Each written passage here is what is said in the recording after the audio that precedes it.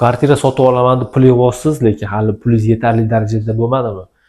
Arzonroq, budjetliroq variant bo'lsa sotib olaman degan mijozlarimiz uchun zo'r variantimiz bu. Nice.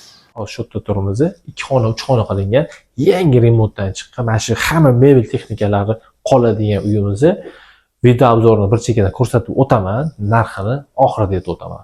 Boshladik. Podyezddan kirishimizda shunaqa ostona kutib oladi. Demak, chap tomonimizda sanuzel joylashgan. Bu yog'imizni studiya formatida hol shunaqa qilingan. Demak, bu yerda ovqat qilib, shu yerda o'zi choy ichib o'tirgan joy. Bu yerda demak dam olib, televizor ko'rib o'tirgan zonamiz. Bu yerda ikkita xona qilingan. Bu yog'imizda demak bolalar yotoqxonasi.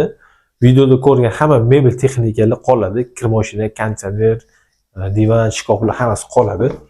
Demak, bu yoqimizda katta yotoqxona. Joyimizda Yunusobod, Taxtapul mosti, Maliki yarmarkasiga yaqin joy. Demak, kvadrati 42,5 kvadrat.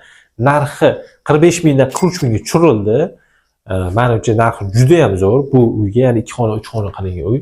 Ko'rib turibsiz, yaqinda remontdan chiqqan uyimizni telefon nomeri qoldiramiz. Telefon qilib, srochniy bosib so'ragan joy.